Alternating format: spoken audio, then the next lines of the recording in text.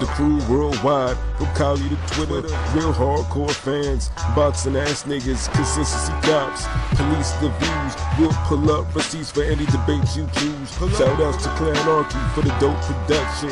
Ring Gang stay with the best discussions. Ring Gang Radio. Yeah, what's good, yo? Welcome to another episode of Real Talk, where as always, if shit's real, we talk about it. I'm your host for today, as always, Patscorpio, the New England representative. And as always, I got my man with me. I'm going to let him introduce himself. What it do is LB Lauderdale Boss, aka Shutterworth da Gawd artist, Star Wars creator, Ring Gang Radio. Yes, sir. Ring Gang in the house, as always, man. So, yeah, LB, what an interesting Saturday that we had. You know what I'm saying? Like, you know, the boxing world got turned upside down once again. But before we go into that particular reason, the main event, you know, reason why, let me just say, I just want to go through the undercard first for this card. Of course, the card I'm referring to as, you know, is Anthony Joshua versus Andy Ruiz Jr. for Joshua's IBF, WBA, and WBO heavyweight titles. But yeah, we will get into that. We'll save that fight for last in terms of talking about it. But man, when we did a recap on this card, we didn't do a real breakdown of the undercard. I mean, we talked about it briefly, and we were just like, yeah, you know, it's an undercard. It is what it is.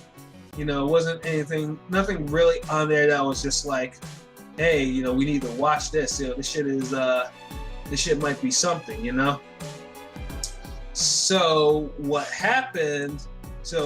we got though was a pleasant surprise. And when I say pleasant surprise, I mean the undercard, you know, there was some surprisingly good fights from top to bottom. Top to bottom, it was absolute heat. Well, some parts it was actual heat, but it was, you know. So I have to give props to Matchroom and Eddie Hearn for this. Like, the matchmaker put his foot in this in some ways, man. First, it started off. The bracket started off with Chris Algieri versus Tommy Coyle. This fight, I was not really. This was one fight that I remember I did not really care about all that much, other than why was Chris Algieri on this. And I thought Tommy Coyle, who I've seen fight live. I saw his last fight back in October on the undercard for Andre, for the Andre card, where he pretty much handed out a beating to a cat on there. So I was expecting much more or less the same thing. Man, that was hell of an opener. I mean, that shit was a war. That was a slugfest. Usually you don't attach Chris Algieri with war, but that's exactly what this shit was. I mean, this shit was a pure war. I mean, it started from Algieri getting rocked early in the first or second round, right hand, to Algieri fighting in close. I mean, Algieri, the body work. I mean, he actually dropped somebody with a left to the body in round 4, I believe. And like, you know, you can see Coyle. Like, Coyle was then like trying to steal right hands. Like, you can see Chris had the raccoon eyes on both eyes. Tommy Coyle, you know, the body shots, like he had him flinching on his right side. Like, I had never, like, this shit had no right to be as dope as it was. And then we got to see a rarity. And when I say rarity, it's out there because we saw Chris Algieri stop somebody in the 8th round. God damn. 8th round stoppage. Chris Algieri dropping somebody and then stopping somebody. That's that motherfucker's first stoppage in about almost 6 years, bruh. That was incredible to me to actually see that fight, and I actually really enjoyed watching a Chris Algieri fight. Because I don't enjoy watching Chris Algieri fight at all. Man, you be hating, bro. Chris Algieri be in some good fights, man. Real talk. Y'all be hating, but textbook boxing skills and that warrior heart. He be in some good scraps. He always give it his all. That's all I'm gonna say. You never see Chris Algieri quit or be on some bullshit. He always give it his all. Yeah, he did have like the kickboxing background before he turned into pro boxing. But Chris Algieri's style, I don't think it's the greatest style. Well, except for the Khan fight. But then Khan fight, I figured Khan was right for an upset for it. So I remember I put a whole bunch of dough on it. I think he adapted his style for the Khan fight. He knew Khan could box anybody. It's Khan can't fight brawlers or punchers, stalkers, pressure fighters. So well, technically, he is a guy who boxes. He pressure fighter. He pressured Khan to beat his ass. Well, technically, Khan did have his day in the sun with Maidana. Who is a pressure fighter. The only pressure fighter he ever handled, and he barely handled him. Let's not forget he almost got stopped at that same fight late. Matter of fact, he could have. But then he almost stopped Maidana in the first round. So. Yeah, and credit to Maidana for coming back. But at the end of the day, that fight was no walk in the park for Khan. He won, no doubt. That's a good win for him. But yeah, he still struggled with that style. He beat what's his name, Julio Diaz too, but he still struggled with the style. Right, he did. That style is always gonna get at least 4 or 5 rounds from Khan every time. And then that's even drop him.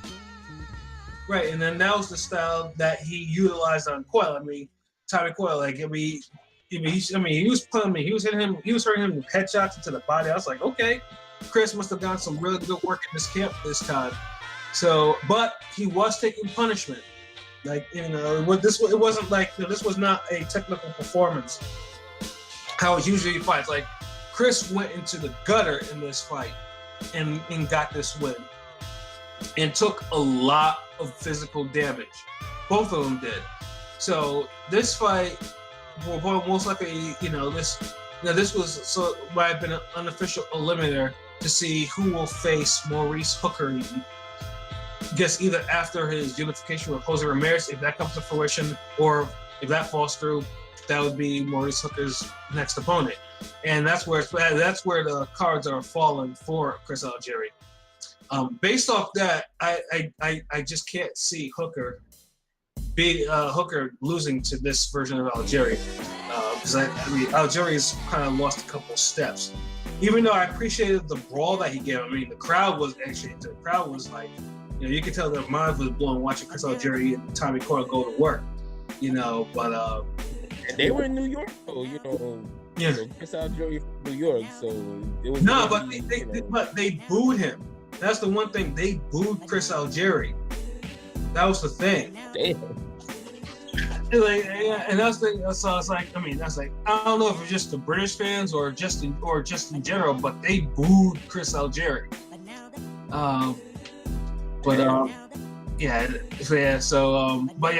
Props to Chris Algieri for help. That was a perfect way. That fight was a perfect way to start off a card. And then I believe it went to, I think it was Joshua Buatsi next, who's a prospect at light heavyweight, versus Marco Antonio Parabon, who is a veteran, who's one notable thing during that fight was told was, why was Marco Antonio Parabon away from the ring for 2 years? Apparently, he was being extorted by the Mexican cartel. That was the reason why he was away. I was just like, wow. It's he didn't even bother to escape or nothing. And that was the one thing from him that I was like, wow. LB, did you happen to catch this fight, or no? This was not the fight that you. Yeah, I didn't catch it. Because the zone was fucking up. That's why I didn't catch it. The zone couldn't get fit together. It kept giving me error messages. So the zone, y'all been doing good, but I don't know. Y'all just couldn't get this fight right tonight, As far as my viewing is concerned, I had to resort to other means And I don't want to do that, but y'all left me no choice. So yeah, I didn't get to see this fight, but I did see everything from the Josh Kelly, Ray Robinson fight on. Right. Which was damn good, actually, which was another good fight. Right. And like I said, Boazzi and Parabon was a decent fight. It was a prospect fight. I mean, Parabon, he tried, gonna be 2 years away from the ring. He had some vet shit. He was able to land on Boazzi, but Boazzi was just letting them right hands go, and eventually he got trapped on the ropes, just taking headshots after headshots, and the referee's like, no, we gotta stop this now, bruh. You're done for the day. And then as LB mentioned, Josh Kelly versus Ray Robinson. This was the one fight that did intrigue me a little bit, because we had Ray Robinson in his last fight on ESPN, fight to a dubious draw with Mean Machine. I'm not even gonna pronounce that dude's actual government name because it's too crazy. And that was a draw too. And then Josh Kelly is a prospect. It's another one of Matchroom's prospects. Basically fights in the vein of Prince Hamed's and stuff like that. Poor man's version of Roy Jones and Prince Nassim Hamed. Yeah, pretty much.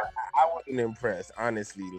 I kept hearing this nigga name all this time, and only saw glimpses of him and little short fights, and I'm like, okay, he looked like he got the business, but yeah, he didn't look like shit this last night. Yeah, because once Robinson settled in, he was finding his mark more often than not. He had him in Kelly he was actually going in the ropes trying to be on some Roy shit and was catching him work. The cuts that opened over his eyes were because he was in the corner trying to be Pernell Whitaker. Because Ray Robinson was finding it he was timing him. He was timing him and he was lowering his punches. And he was getting caught with them. I don't know, he was steady. It was steady. It's like he wasn't in a rush. He wasn't going crazy. It was just bam, bam, bam, bam. All in the corner, just jabs and then the left hand. It's simple, really. Right. And then, Ray Robinson was starting to put hands on him. 7th round, he was cut in the 7th round. And I think he was cut on the other eye in the final round.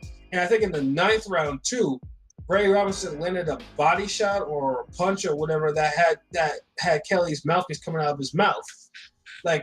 This was super bad. The fight was not bad itself, but Kelly's performance was to the point where he should have lost. I think I had it 96-94 for Ray Robinson. Yeah, that's what I had it. I thought Taylor clearly lost. I don't know how the judges gave Taylor. I'm sorry, Taylor. What's his name? I'm thinking Josh Taylor. Josh Kelly. Josh Kelly. Yeah. I don't know how the judges had Kelly winning that 10th round. He got his ass kicked that round. Yeah, he did. He just wasn't doing enough. He couldn't control anything. It's all he was doing was hot shotting and trying to look cool. And there's no style points in boxing unless you're winning clearly. Yeah. That's the only time style points start even accumulating. But if the fight is even or it's close, then you don't get no style points. Style points don't matter at that time. Right, yeah. Not even. Yeah, it was just he showed no real urgency. He kept on doing this is something that he's gonna have to fix very soon, because this is welterweight. Welterweight is not a division. It's not the most. It's not the most active division in terms of movement, but there are fighters in there that will make you pay for it if you're not careful. And I think this could probably be the one fight that probably was not the best matchmaking in terms for Josh Kelly to put him in. He needed this fight. He needed to go around. The matchmaking was perfect. It just his fucking boxing wasn't. That's what it was. No, but I'm talking about in terms of hey, if you want to showcase to the American audience, this man not been, Ray Robinson, tricky ass southpaw man not been the wave. That's what I'm talking about. I don't deny that he fights but if you're fighting for America in the first time in MSG at a card like this, I mean, I would think, and you're only 9 fights into your career. I would think that was what you would need to you would fight a softer touch, like so, like if you're fighting. Ray Robinson, they looking at the talent gap. They're not looking at Ray Robinson. They're looking. See, you can almost imagine. You can almost look at how they viewed the matchup. They was feeling Kelly with the whole talent gap. They know he's a boxing prodigy. The talent gap is like way above Ray Robinson. But that's the only one. That's the only real intangible they had. Everything else was damn near equal. Right. Yeah. Well, he wasn't hurting Robinson. He wasn't doing those. He had the speed and everything, but once he didn't, he wasn't jabbing. It's easy to just like, okay, this dude, he's just trying to look cool. So, all right, he's not gonna jab. So, okay, I'll take this pot shot and keep doing what I'm doing, like, and that's all it was, like, Ray Robinson should have won that fight. The draw, it's not the biggest robbery, but I felt he won, and it was low key a robbery because. Josh Kelly looked like shit. Like, yeah, he did. He looked like absolute shit. And I know, I remember I was on the Ring Gang Twitter, and I was just like, people were not feeling Josh Kelly's performance. Like, I mean, it was almost unanimous that everyone thought that he lost the fight. And he was trying too hard to look cool. Just trying. No one. See, this is the thing, man. Like, let me speak to the younger boxers out here, man. I know niggas look up to Roy Jones and Hamed, and they had awesome fucking styles, and they was cool as hell with what they did with the knockouts and the hands down and the rocket uppercuts and the hooks and all that shit. But at the end of the day, you gotta have real fucking skills. You gotta know when to do all that flash shit and then when to just jab a guy and walk him down, go to the body, control him, and don't let him get off. Like, all the flashiness will come, take over the fight first. The flashy shit will come. Like, you see how Teofimo Lopez, he go out there and he beat the shit out of people, and the flashiness comes off of that. Right. You know what I'm saying? And another thing too, like, y'all niggas gotta stop trying to fight like Hamed and Roy Jones because, like y'all don't realize how quick and fast Roy Jones and Hamed were in their prime. Like, y'all guys try to fight like them, and you guys don't have the fucking speed or quickness nowhere near it. Because they was going up to world-class level with their hands down, beating people's ass and shit. Like, y'all niggas at prospect level finally fighting up to journeyman status, and your quickness is not even touching. Like, your quickness can beat by the timing of some fucking journeyman fighters or fellow prospects and fringe contenders, and that's not a good look for you imitating that style. So that's one thing that should let you know, damn, I can't be damn put my hands down this nigga, he's catching me, he's stepping in with the jab, because y'all gotta remember when Roy Jones and all Hamed and them doing this shit, they doing this shit to world-class guys who already beat those type of guys that y'all struggling with that now. Yeah, on top of that, they have world-class power, especially Hamed. Like, yes, and that's another thing, that they had the power to go with this shit. Like, come on, like imagine you can't compare Ray Robinson to Wayne McCullough. You know what I'm saying? But why you treating? But why you trying to act that way though? Like that, like fight the fight, like take care of business for that level. Like, come on, like Josh Kelly. It wasn't like Josh Kelly. I mean, he had 6 knockouts and 9 wins. So but I think most of his, he had some pop. It's not like, but not like Roy Jones or Hamed pop. He's not that special in that aspect. Yeah, and then he's not setting it up. He's not setting up the pop. Like, no, Ray Robinson was a guy that I felt like he could hurt and everything, and he was getting his attention early, but without that jab and setting the shots up and being controlling, it's like you can't control people with your power if you don't set it up. If you're one of those explosive guys who could just like a Tank, a Tyson, niggas like that who could just bam bam. They don't even really gotta set shit up. They just could catch you. That's different. But if you're not a lights out puncher like that, then you have to set your shit up. So Josh Kelly, set your shit up. Yeah, exactly. Speed is a good tool. I myself, I have fast hands, but speed is almost only one tool. You can't just. If you're using, obviously, I know LB likes to harp on, Gary Russell and his speed too, with him overcompensating for his speed. But he know how to use his speed way better. Gary Russell, Turbo Fist, is actually a world-class fighter. Like, he wasn't getting his ass kicked by the Ray Robinsons of the world. Hell nah. He knew how to handle those. And that's the thing. Josh Kelly needs to be able, if he's as good as he said he is, he shouldn't need a draw to get past fucking Ray Robinson. Right. Like, you can't even have to struggle like that. Like, it almost feels like Josh Kelly fought like a guy who was too used to having his way. And so when he was forced to kind of go to second gear, he was stubborn about it. He kept wanting to fight his first gear, showy style. And it's like, it just wasn't happening. It's like, that style wasn't doing it to fucking win. And it's like, he didn't want to fucking say, all right, you know what, cut the bullshit out, let me jab this nigga. Because you see guys like Roy Jones and Hamed, they've done shit like that where, okay, I can't bomb this nigga out. Let me box him now. Fucking even Zab Judah has done that. Like, come on. Like, and everybody always talk about how flawed these guys are, but they get past these levels. Right. And looking way better too. Right, and it's the point where now, a couple things about. I know Ray Robinson. He hasn't won a fight in some time. He had a draw last, and then he got knocked out by Ugas in a wild ass fight. So in a way, the draw extends Ray Robinson's career as it is, but now round, and that's a sad shit. So sorry to cut you off. I just you set me up to say that, bro. No problem, bro. But yeah, he hasn't had a win in about a couple years, and it's just like, it extends his career more. As in, he might end up in a gatekeeper role or something like that.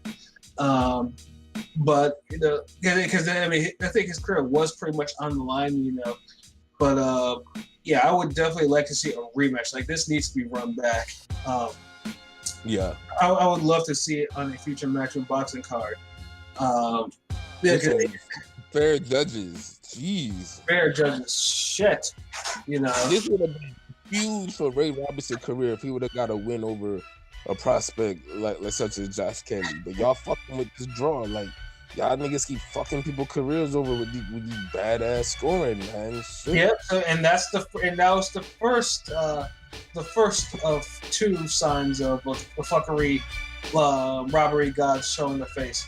The next fight, however, was an even bigger example. And the fight I'm talking about came from the women. Katie Taylor versus Delphine Pursuit for all 4 belts at the women's lightweight division. Man, what a fucking fight this was. Like, I can't even remember the last time I seen fades handed out like this in a female fight. I'm talking about back and forth fades. Great fight. Yeah, like this is not. And I've seen Katie Taylor fight live before, and like I said, Katie Taylor can punch, like she punches like a man, like straight up and down, bro. Accurate too, like very accurate. Yeah.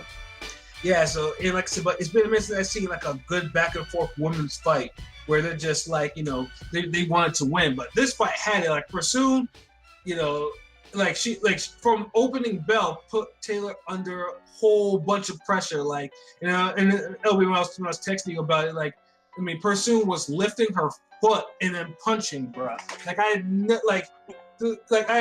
haven't seen that in a pro ever. Obviously if you do that in UFC, MMA, that's how you set up like one of them, the Superman punch. You know what I'm saying? But she was over there like Like she had her fist all reaching for them shits. Yeah, she like she was throwing like pro wrestling punches. Like you gotta sell, like, you know, you gotta put that shit like, oh, there's a punch, react to it, boom. You know what I'm saying? So, you know, like, but she was effective. That was the thing. She was effective. That extra step was landing on Katie Taylor whenever Taylor would just fucking back up straight, and so rightfully Person, even though it looked awkward, but that extra fucking step was getting her every time she was landing that right hand. You know, that's why they tell you don't back up straight. Like if you're gonna, you know, you're gonna back up, go at an angle or just duck at an angle, slip or something. But right, you know, there would be countering, there would be exchanging, and then Taylor would try to back up, and then she would step right in. And a lot of people don't step in with their shots like that. You know, we would see more knockouts if people did what Person was doing, actually. Yeah, but Person, though, you don't it's supposed to be like a notable, like it's supposed to be a noble foot feint. Like when you do it, you know, it's not supposed to be so elaborate. Like, I mean, because anyone can see that. I mean, you see your foot coming, you can counter somebody off that. But exactly. That's what makes it so bad, because that bullshit she was doing was working. Right, exactly. Like, I mean, you know, if you want to do that like one time, 2 times, maybe fine. But you're a pro fighter. Like, you need to adjust it. Like foot feinting should never it should only be part of your foot leaving the ground, not all of your feet. You know, not all of your foot. Like it's supposed to be a subtle movement. Like it's supposed to be like in one motion.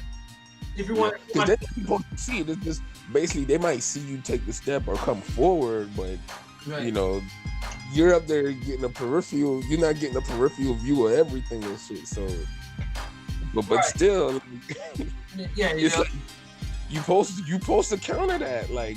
Yeah, and then it took her a while to do it. Like in the middle, I think it was like mid rounds or late rounds. She was trying to do check hooks off that, and she was landing them. But right.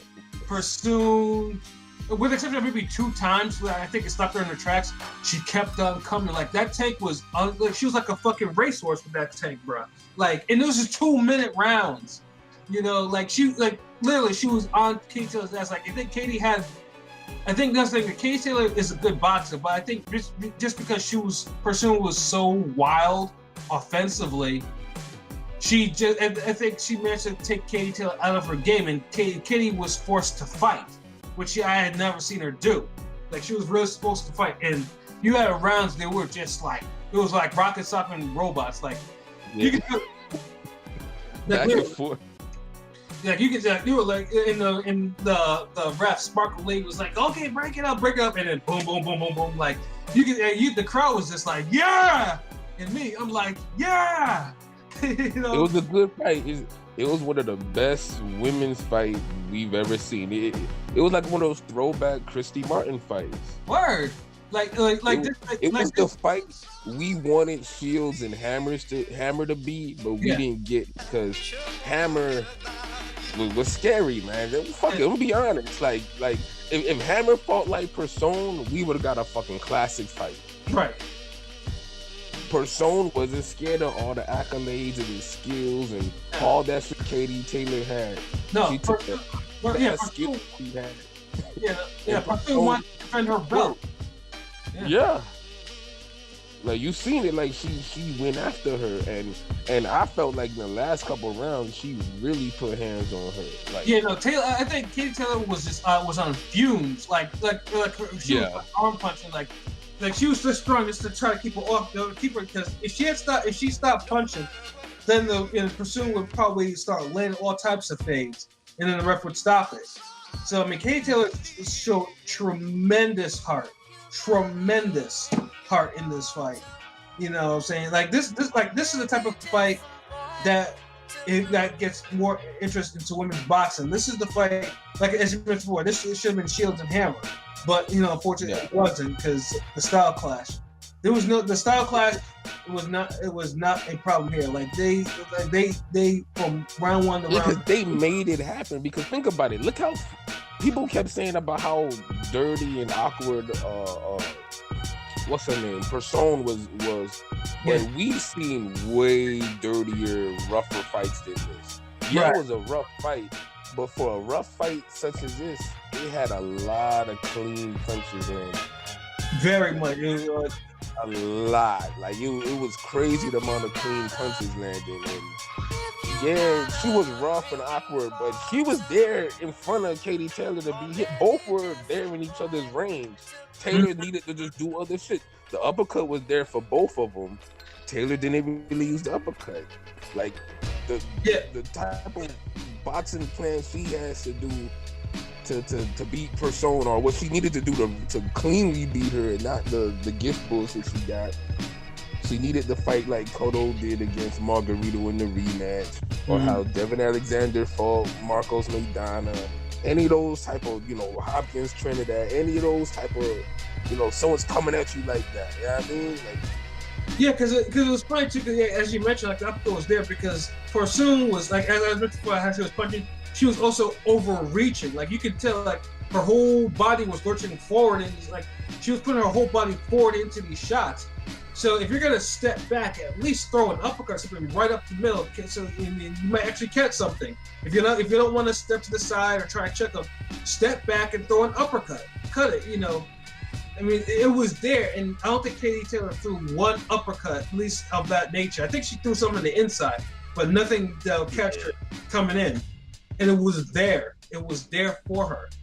The uppercut is a lost art. Like, I was just thinking, like, remember at one point we were getting a lot of uppercut knockouts, or you get like one good uppercut knockout a year. Like, we haven't been getting, and I'm talking about at least at the top level, at least world class level. Don't necessarily have to be the elites, but at least world class level. We're not getting a lot of uppercut knockouts like we used to. Like that's not the punch that niggas throw anymore. Like that. Mean intentions. Like it's weird.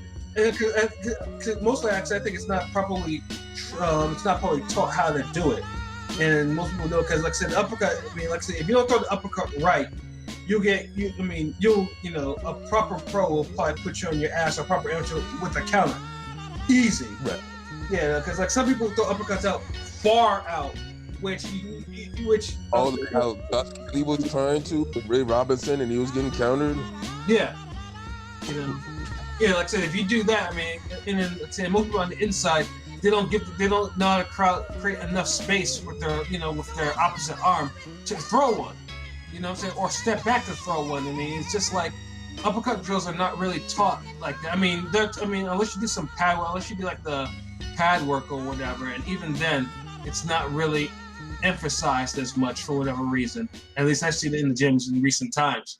But yeah, boxing really is dying sometimes. But when you saying all this shit, I'm just thinking like, damn, yeah, he's right. Like, that's why we don't see him. Like, honestly, like, I mean, think about at one point we was getting Marquez versus Juan Diaz uppercut KO. I mean, the last real uppercut that we got that was noticeable was Joshua versus Vlad. I mean, that was. You saw. Yeah. And that was textbook. The last one. Yeah. I can't remember a good uppercut after that. Like, but at one point we was getting nothing but like crazy. At least you would get an uppercut knockdown or something. Like we don't even. It's not really throw. It's not a cool punch to throw anymore because, like I said, it's not properly. Like I could just name some off of the fucking Bradley Holt. Fucking what's his name? Fucking Bailey and Mike Jones, even the knockout. I mean, the knockout was. Yeah, that's another one. Yeah, Alexander and Orango. Yeah, I know it wasn't the knockout, but that was almost there. Yeah, and the Bailey Jones one was classic. It's like whenever you. I remember too. Whenever you feel a punch go by either ear. Throw the uppercut with the other hand. Never forgot that. Never ever forgot that. Because it lands 100% of the time. Yep. If you slip a punch, you feel it on your ear, throw the uppercut. It will land. And that's what I liked about that Bailey knockout. It's a reaction. It's a placement punch. Exactly. It's perfect. You don't even have to see it.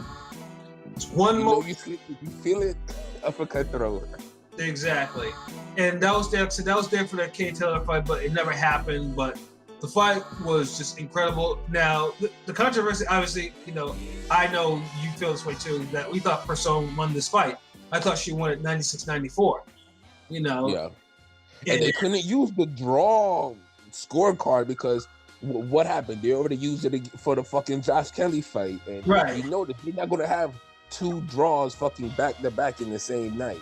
They try to avoid that shit. They say, well, okay, we might save it for the main event, but it's like Uno cards. It's like, niggas don't want to draw that wild or that fucking pick up 4 type shit. So especially for this, since there was a unification. So it would just be like, it's like, no, we can't do that. And so we got 2 scores of 96-94 for Katie Taylor. I did not see 6 rounds for Katie Taylor. I barely saw 5. And barely 5. 5 if you giving her the benefit of the doubt. Right. Like, honestly, a draw would have probably been better than. And I hate fucking having to say this, but jeez. Persone did not fight, did not deserve to lose her belt, and I felt for her. She left that ring ASAP. She was like, "Fuck this shit." She was crying in the little hallway, that shit. Man. I felt that shit, bro. I felt for her. I was just like, this was she fought her hard. Like, she came to America and she got over. Like, both of them got over, but she didn't deserve to lose that fight. So this is where, but however, because of the audience now, Matchroom now created a fight a one fight they want to see. Like, Serrano can probably wait.